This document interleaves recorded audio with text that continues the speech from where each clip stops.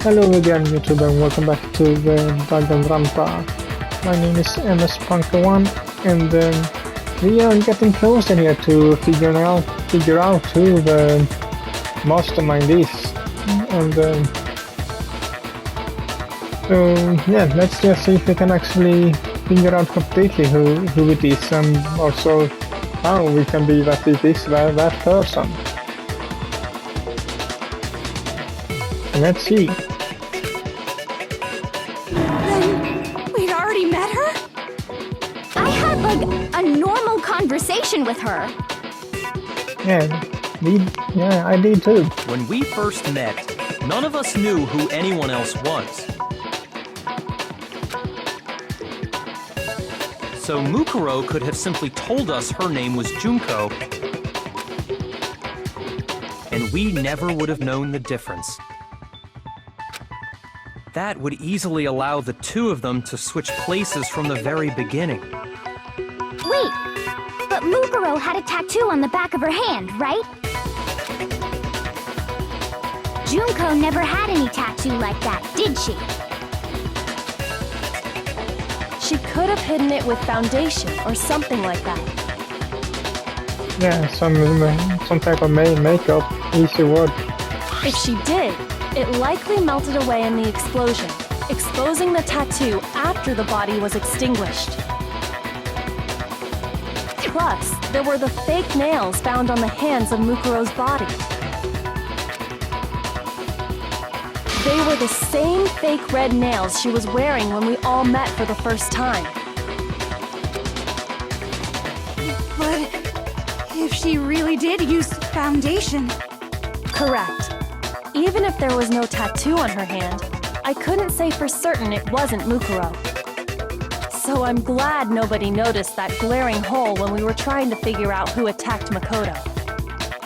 But too bad for you, Monokuma. You can't deny it anymore. You're just standing there. Wait, so this whole thing was a setup from the very beginning? If that's true, it was quite an elaborate plan to be sure, making it look like Mukuro was Junko. The reason such an elaborate plan was possible is because the two of them were working together.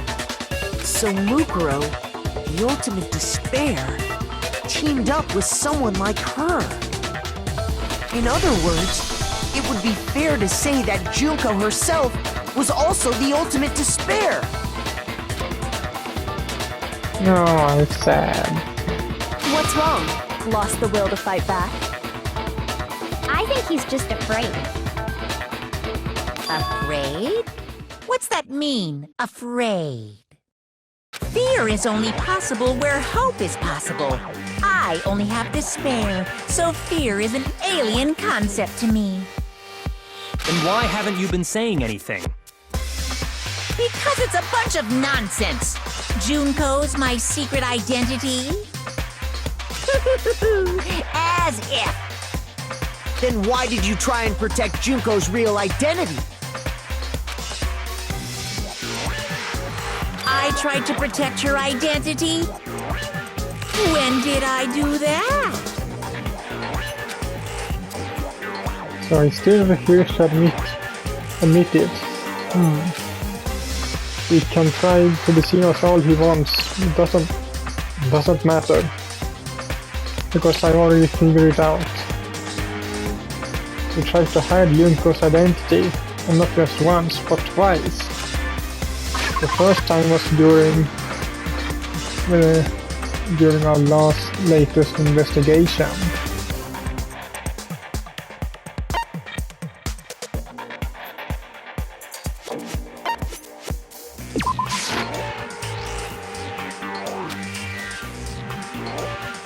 Shoot!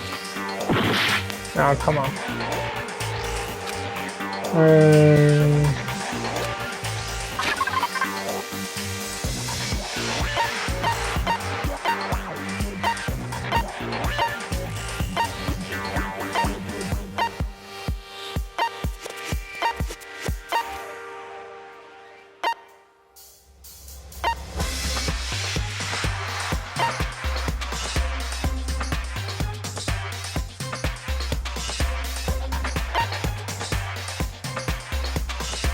This one. Eh? It isn't. Shoot!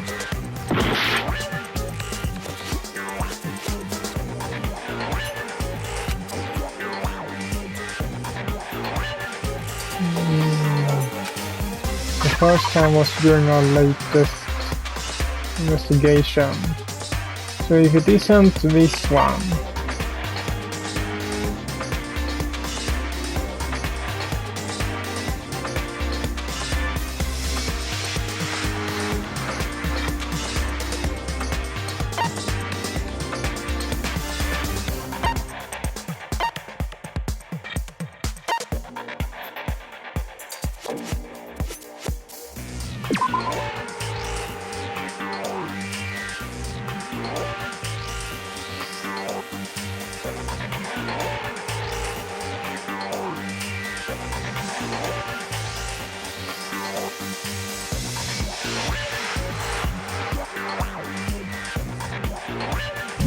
Don't think it's that.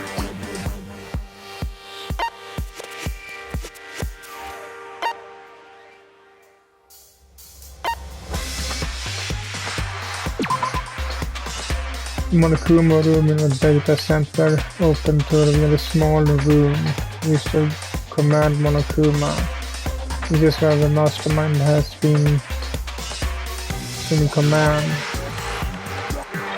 using the robots.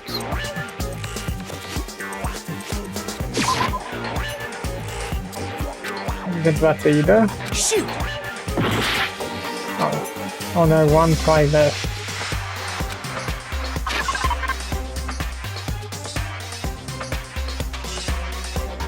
It wasn't this one. Several rooms have been locked up until this point. The headmaster's room, the 4th floor, biolab, 5th floor, Monokuma door in the data center on the 4th floor, and the 2nd floor of the dormitory area.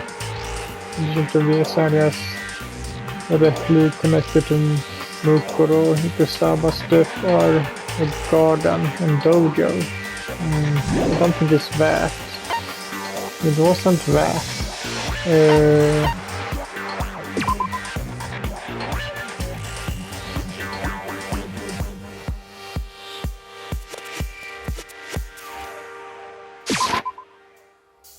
Oh, damn it. Shoot!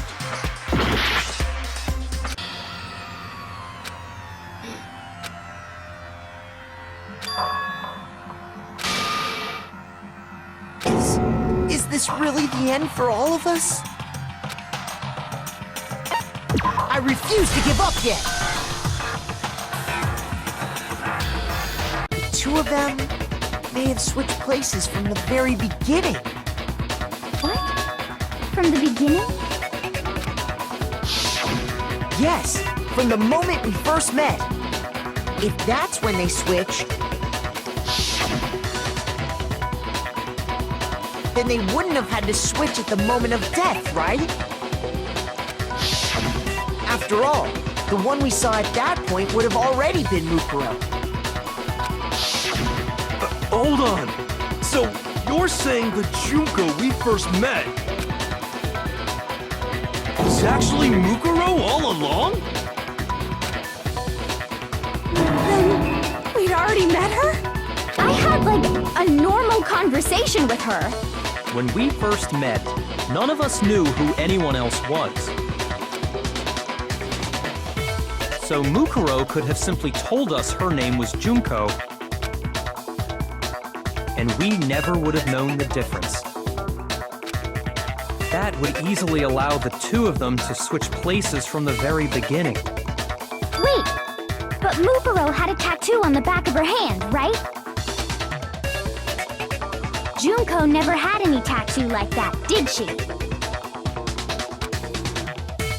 She could have hidden it with foundation or something like that. If she did, it likely melted away in the explosion, exposing the tattoo after the body was extinguished.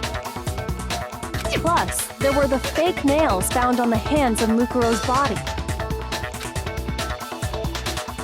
They were the same fake red nails she was wearing when we all met for the first time. But if she really did use foundation... Correct. Even if there was no tattoo on her hand, I couldn't say for certain it wasn't Mukuro. So I'm glad nobody noticed that glaring hole when we were trying to figure out who attacked Makoto. But too bad for you, Monokuma. You can't deny it anymore. Wait, so this whole thing was a setup from the very beginning? If that's true, it was quite an elaborate plan to be sure, making it look like Mukuro was Junko. The reason such an elaborate plan was possible is because the two of them were working together. So Mukuro, the ultimate despair, teamed up with someone like her. In other words, it would be fair to say that Junko herself was also the ultimate despair. What's wrong? Lost the will to fight back? I think he's just afraid. Afraid? What's that mean, afraid? Fear is only possible where hope is possible. I only have despair, so fear is an alien concept to me. Then why haven't you been saying anything? Because it's a bunch of nonsense. Junko's my secret identity? As if. Then why did you try and protect Junko's real identity? I tried to protect her identity? When did I do that? He still refuses to admit it, but he can try to deceive us all he wants. It does not matter, because I already figured it out. He tried to hide Junko's identity, and not just once, but twice. The first time was during our latest investigation. Yeah, but what was that?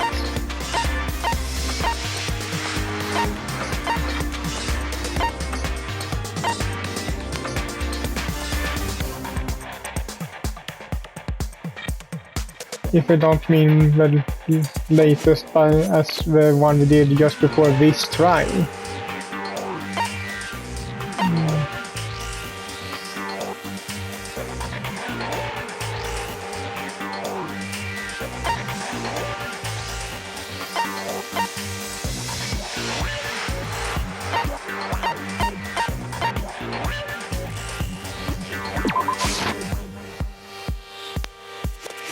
Hold on. It must be in this one then. Hold on. What matters now is pressing the right evidence. It has to do with what Monokuma tried to keep me from seeing during the investigation. Shoot! It's the movie.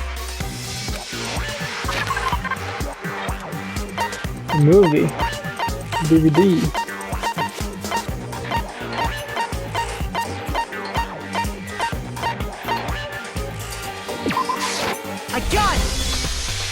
While I was in the AV room, watching the DVD of our interviews with the headmaster,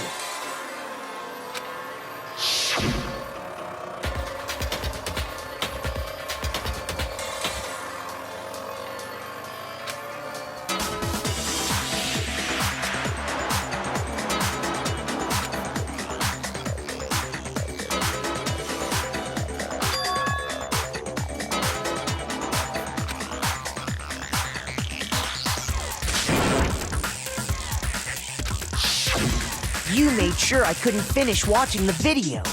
And the reason you did that is because you didn't want me to see the real Junko, did you? Oh, yeah! If everyone was in that video, of course Junko would have had to show up. And if Makoto saw the real Junko, it would have been totally obvious that the Junko we met was an imposter. That whole power outage thing was just a fluke! Sure. No, it wasn't a fluke. The mastermind definitely orchestrated that power outage. That's not the only time they tried to hide Junko's identity. The minds wasn't trying to cover up one other piece of evidence. I got to reveal that. That must be the photo.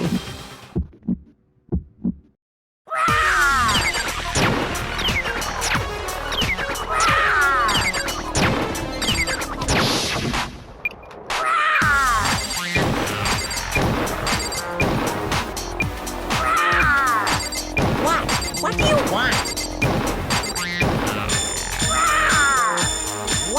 What do you want?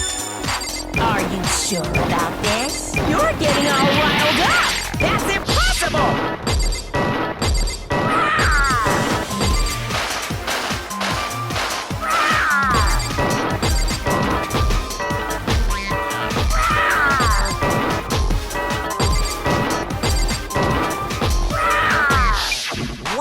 What do you want?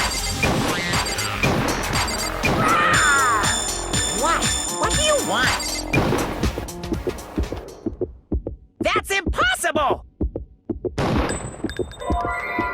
What? Ah, come on. Are you sure about this? You're getting all riled up! That's impossible! That's impossible! This should prove it.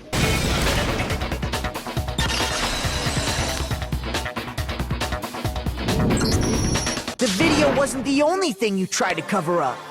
You did the same thing with this group photo. Uh-oh.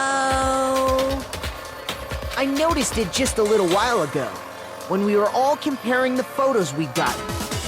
In all the photos, there's a certain similarity, an unusual circumstance. What's so unusual about them? The unusual circumstance common to all these photos and pictures.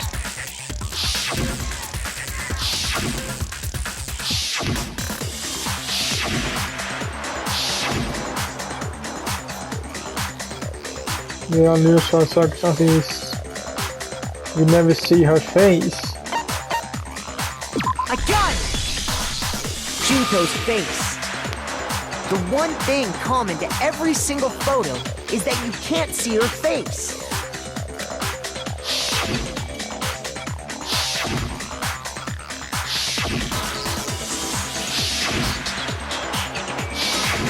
It's hard to believe her face would just happen to be hidden in every single picture, don't you think?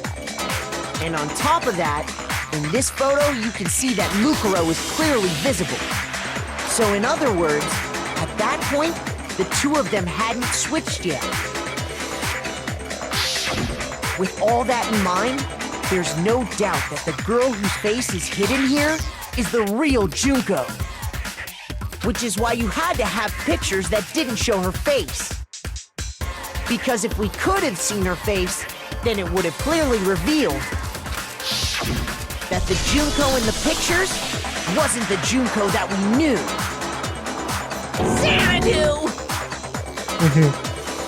I believe everything Makoto said is true. Junko and Mukuro switched places before we met either of them. So she killed Mukuro, who had taken her place, making it look like she'd died. And the real Junko is still alive. And she's the one behind this whole murderous situation. This killing game. She's the true mastermind and the ultimate despair.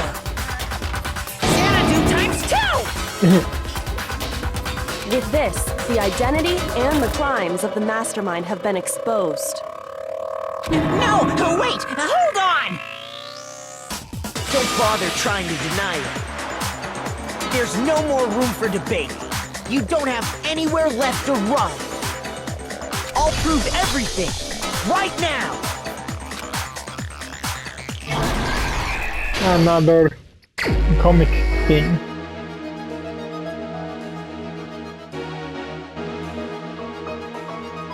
What was the identity of the ultimate fashionista who I met in the main hall?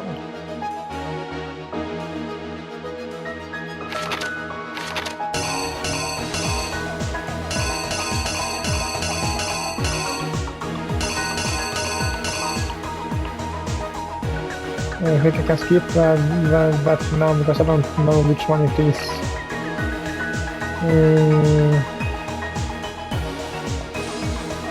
But it must be this one. That's the only one I can think of.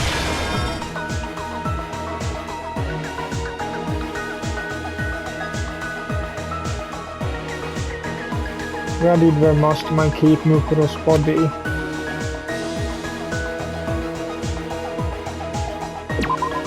Must be here. Morgue. Unless we have another morgue thing here.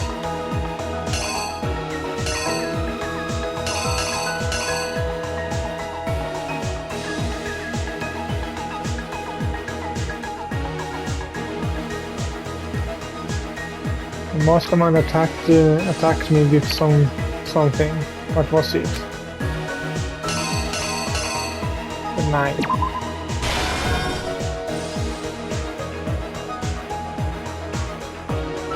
When the mastermind attacked me, who was it that stopped them?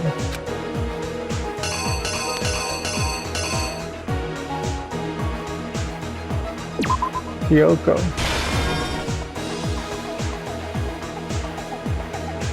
After the surprise attack failed, mastermind fled my room.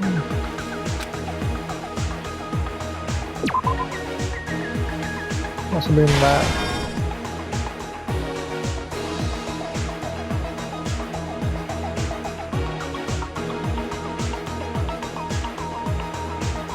What did the mastermind do with the mask after they took it off?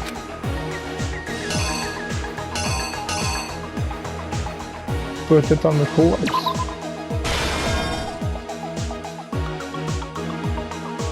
What was the condition of a dead body when I first found it in the garden?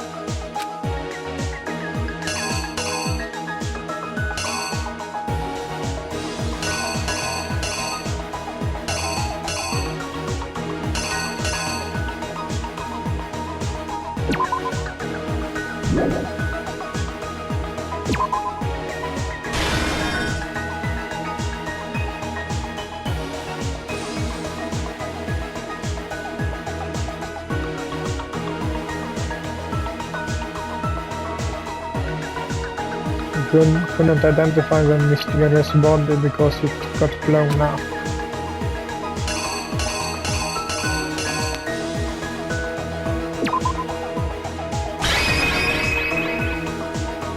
Here's exactly what happened.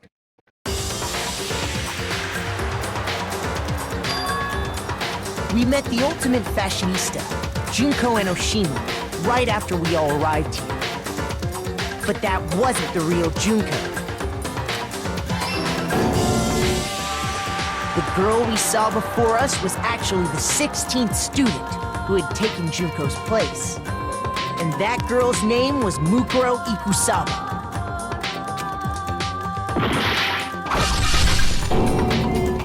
But it wasn't long before she died at the hands of Monokuma. In other words, the mastermind, Junko and Oshima.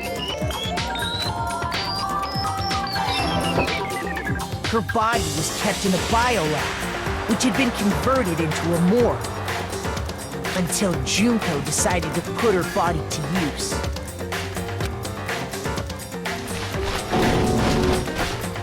Junko dragged the body out of the biolab, using the tarp to carry her to the garden.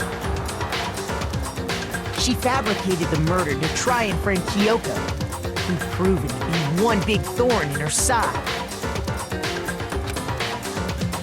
Meanwhile, she wanted us all to think Mukuro was still alive and hiding somewhere inside the school.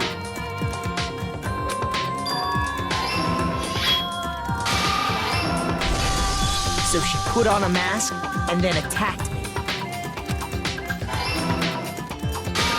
After making sure I'd gotten a good look at the mask, she left the room. Then she put the same mask on Mukuro's body.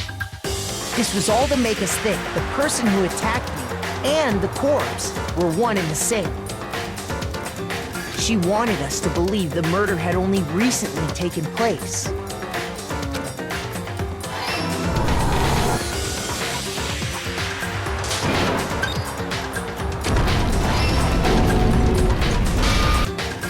Finally, by strapping a bomb to the body, she was able to destroy any remaining evidence. She needed to hide the body's true identity. She had to make sure we didn't find out it was actually the same person we'd met in the beginning.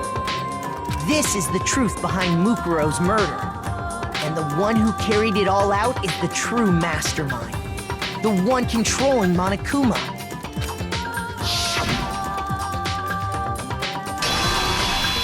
The real Junko Enoshima!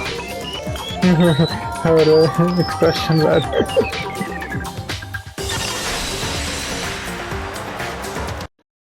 That's the whole story behind this incident. Well, what do you have to say to that?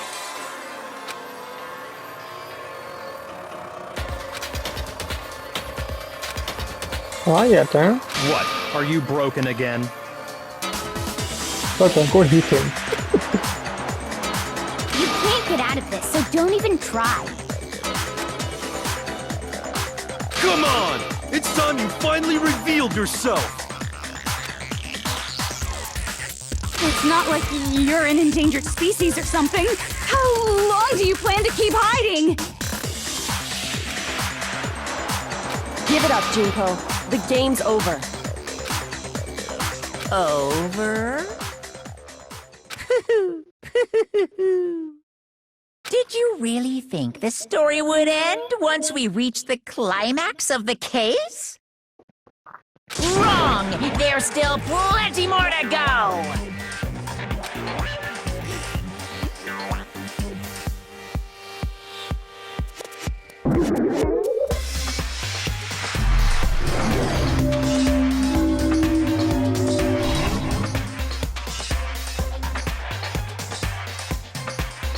We have been waiting so very long for peasants like you to appear. If you swear your fealty to us, we will reward you with half of the entire world! We've even drawn up the deed already. We will grant you honor, status, in some of our home cooking. Have you made your choice? Will you serve under us? Well, what happens if you take okay? Okay. Oh, did you think I was being serious? Sorry, I was just messing with you. It's been so long since I've had an audience. Even I'm not sure what kind of role I'm supposed to play. This is Mastermind. She's the real Junko Enoshima. Anyway, looks like I've finally been set free. Having to play Monokuma all the time, day after day. It was like I was stuck in purgatory. Or like a slow suicide. I get bored so easy, you know? Your face! Huh? What about my face? What's wrong with my beautiful face? People have told me I'm cuter than 100 chihuahuas combined. I feel like this isn't the first time I've seen you. No, it isn't. No, I don't remember seeing it. I'm sure I have seen her somewhere. It was definitely before I got to the school.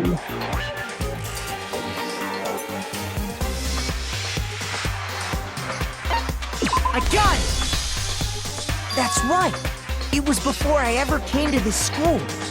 I remember seeing a magazine cover. And you were on it! Wow, you have a pretty good memory. I guess that's why you've made it this far, huh? So I was right. Then what you told me in the main hall when this all began...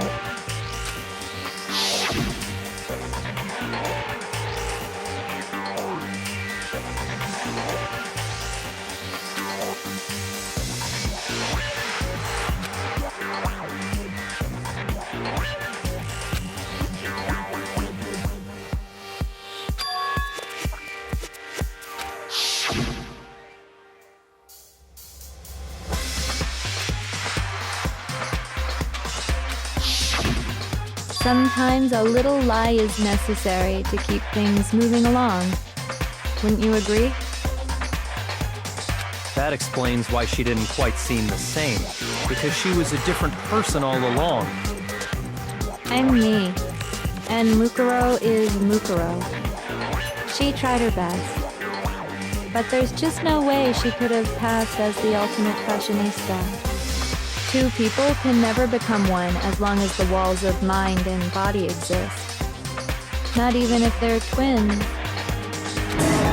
Twins! I know, it's such a cliche, right? I'm almost embarrassed to admit it. So basically, Mukuro and I had your stereotypical twin relationship. The older sister, tough and proud. That was Mukuro. The younger sister, smart and cute. That was... Me! Junko fucking Enoshima! And together, we were the Despair Sisters, aka the Ultimate Despair! Whoa! She's a totally different person now! Like I said, I get bored easy as hell! I even get fucking bored with myself! But if you're twins, why do you have different last names? Oh, that again? You have any idea how many times people ask me that shit? Maybe it's new to your dumb ass, but it bores me to tears. Answering the same questions over and over? Just make up whatever answer you want. I don't give a shit. The truth's fucking lame anyway. They're probably step twins, step sisters or something. But if she was your twin, that means you killed your own sister? And for reasons deeper and darker than the ocean. Ha! As if! Well, I suppose I'd better explain. For my plan to work, someone had to be able to control the killing game from behind the scenes. The so-called mastermind had to operate Monokuma, keep an eye on everyone, things like that. But after looking at the situation, I determined it would be impossible for Mukuro to perform such duties. Because naturally, she turned out to be the letdown of the family, leaving me behind to run off and join some band of mercenaries. Such a disappointment. So, I decided to play the role of director and have her join the rest of you in your school life. I could have let her work alongside me, but she would have been useless to me that way. Besides, 15 students seemed like a solid number to start with. Of course, the fact that she was the ultimate soldier posed something of a problem. She had what I call the three atrocities: atrociously rank, atrociously filthy, atrociously repulsive. It was atrociously clear just how out of touch she was with the rest of society. Meanwhile, my ultimate fashionista status has an undeniable appeal that I didn't want to go to waste. And that's why you switched identities? Sadly, her inability to match my personality was even greater than I'd calculated. It was a lost cause. She was nothing more than a bit player, an extra unworthy of lines. Being the utter disappointment that she was, anyone would have expected her to get killed off right away. Which is precisely why I killed her, to meet everyone's expectations. That can't be your only reason, can it? Well, no, of course not. I also did it to avoid becoming bored. I've never been a stickler for following a plan to the letter, you know? If I planned everything out and knew just what was gonna happen, that'd be so boring. So, I changed things just a bit and decided to use Mukuro to make a little point. In other words, Mukuro's death was a one-sided, premeditated act of betrayal. Just as I suspected. When Mukuro was killed, she must have been as surprised as anybody else.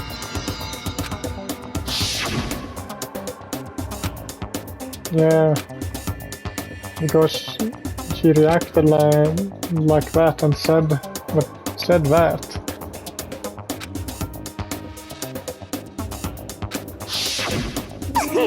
So, you figured it out? Well, you're right. There's no way Mukuro could have pulled off such a convincing performance. But she did teach you all a very valuable lesson, don't you think? How can you talk like that? You sacrificed your own sister.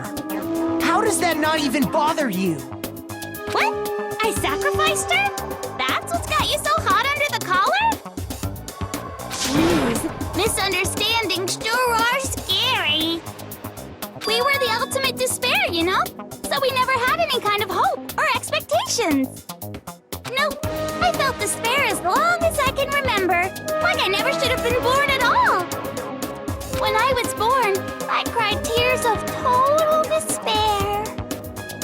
So that's why for us, it's not a big deal whether we die or kill. We're just those kinds of people. We can do anything. We've always been filled with despair. So when we do something, we go all the way and live without regret. So you just murdered your own sister and didn't think anything of it? That's not true at all. We were twins. How could I not be sad?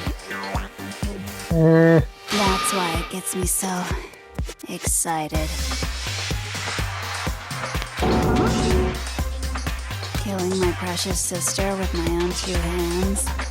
That act is filled with so much despair. You can't help but put a super in front of it. It's like super, super, super, super, super despair. No, more than that. Super, super, super, super, super, super, super, super, super, super, super, super, super, super, super despair. It just feels so good. What the hell is wrong with you? And my sister, too. In that moment of death, I think she must have felt that despair. After all, to be murdered by your own sister, and only as an example to someone else, she must have died feeling such excruciating hopelessness. I'm so jealous of her. Super jealous. I knew you couldn't be just some ordinary person. You're some kind of abnormality. Turning your own despair into some kind of fetish. Abnormality doesn't even begin to describe it.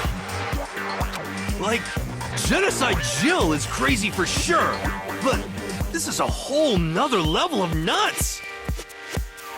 You're saying I don't compare to some lowly beast that can only kill the weak, right? So I'm hopelessly attractive, hopelessly brilliant, hopelessly athletic. I'm the hopelessly perfect ultimate human. No, I don't think there's anything perfect about anything you just said. Yeah, Master's way more perfect. Because on top of everything else, he's got that noble blood. Don't you mean had that noble blood? What did you just say? What do you mean by that? You still haven't figured that part out yet? Man, you guys are so slow! You haven't even solved all the mysteries, and yet here you are, yapping away! Are you talking about our memories? You've already solved this mystery, right? I'm the killer! So how about the next one? Maybe you should solve the riddle of your missing memories. Then you can start gloating! Damn straight! That's exactly what we're going to do. We're going to solve all these mysteries. And then, we'll have our victory! I can't wait! Alright, then let's just get straight to the point. What memories did you steal from us? When the group pictures were taken, and those interviews, it must mean... I got it! It must have something to do with our entrance exams. No fair! At least give us a hint! Your brains are like sponges, all drippy and leaky. I already gave you a hint before. All the memories you lost share something in common with a few other things. Do you recall? thinking back to what Monokuma told us. The memories that were stolen from us and what they must be related to. Motives. I got it! You're talking about the motives you provided to try and get us to kill each other, right? So you do remember after all. Well, I would hope you wouldn't forget something so important. It was stupid of me to even ask. I apologize from the bottom of my heart for my bad manners. So then, let me ask you another question. Did you notice that each motive I presented you had a specific theme to it? Theme? Yep, you got it. So that's my question to you all. When Sayaka was murdered, what was the theme of the motive I presented? The theme for motive Monokuma gave us for the first murder. Monokuma gave us those DVDs. My DVD was footage of my family. And Sayaka's was her and her friends. We had a dream they all shared. So for the first murder, the motive we were given was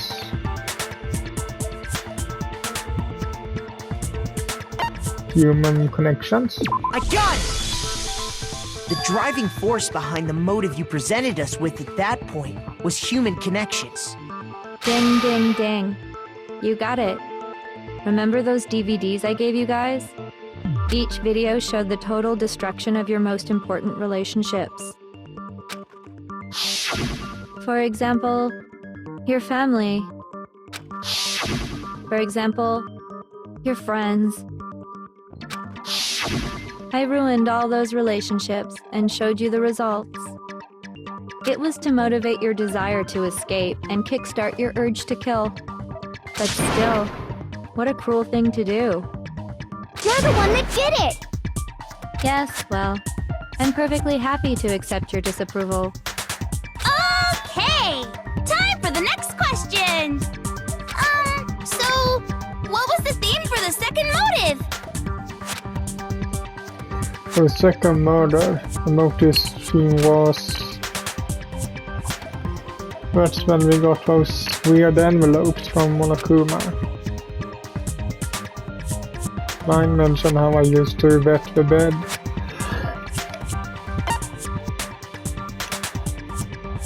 So the theme on that time was... past. I got it! It was our past, right? Yay! Makoto got it right again! That time, the theme was... embarrassing memories and secrets! Yeah! And the whole reason Mondo did what he did was to protect his secret. So, how long do you plan on dragging this out? Relax, relax. Okay, on to the next question. So, what was the motive for the third murder? The theme for the third murder was... The reason Celeste turned to murder was... she wanted to buy a European castle and live there with a bunch of handsome men. So that time the motive for murder was... greed. I got it! It was money, wasn't it? Greed. Seek and destroy! Hell yeah, you got it again! Goddamn straight it was money! Celeste killed Hifumi and Taka for a little personal gain. Her greed led to all kinds of death and destruction. What's the point of all this? Why are you making us go through this case by case? Don't worry, sweet cheeks. Just one more to go. Now, can you tell me the motive behind crazy-ass Sakura's crazy-ass death? The motive in the case of Sakura's death was... That was in... that... What was it that made Sakura decide to kill herself? It had to do with Monokuma's exposing Sakura's secret. The theme of the motive in the fourth case was betrayal. I got it! In her case, it was betrayal. Precisely. You see, once I revealed Sakura's betrayal, that led to everything that came afterwards. Anyway, it looks like you answered all of my questions correctly. How painfully delightful. But what's the point? What meaning is there in asking those questions now? Relationships? Secrets? Money? Betrayal? These are all pretty standard motives, right? The most normal of normal. Totally middle of the road. But of course, those aren't the only motives that exist in this world. In fact, there are as many reasons to kill as there are people on Earth. They compel humans to kill each other, bringing despair to the world. This is what we refer to as the seed of despair. Seed of despair? Just as water, air, and food promote growth in living things, the seed of despair also needs nourishment. And that nourishment is hope. Despair can grow only in the presence of hope. Two sides of the same coin, divided by a razor-thin line. Such is hope and despair. How much longer is this stupid speech of yours? Weren't we discussing our missing memories? Why are you trying to change the subject? If you would listen, you would see I'm not changing the subject. We are discussing your memories. What I'm trying to say is, the seed of despair is closely tied to your own memories. How so? You see, by taking away your memories, I gave you hope. Of course, that hope merely existed to be consumed by despair. How could taking away someone's memories give them hope? And plus, you haven't given us any hope anyway! Is that so? All you've been able to think about during your time here is how to escape, right? The mere fact that that's what you want proves I gave you hope. What are you talking about? If none of you wanted to escape this school, the killings never would have taken place. That is why we took your memories, so that you would have the desire to leave. The only reason we want to leave is because you took our memories. Is that what you're saying? Correctamundo! Which means if we did have our memories, then we wouldn't want to leave. Do I understand that right? What? Why the hell would having our memories make us not want to leave? A most troubling thought, isn't it? But it's not enough. I want more distress, more despair. I put so much effort into creating hope in order to feed your despair and make it grow. So, just like Crazy Eddie slashing his prices and passing the savings on to you, let me give you a hint. Really? Then hurry up and tell us. Okie dokie. Like they say, seeing is believing. But I think we will end this video here actually and continue this investigation or trial in the next one. So hope you liked this video, and if you did so, leave a like to it as usual, and I will see you all in the next video. Bye!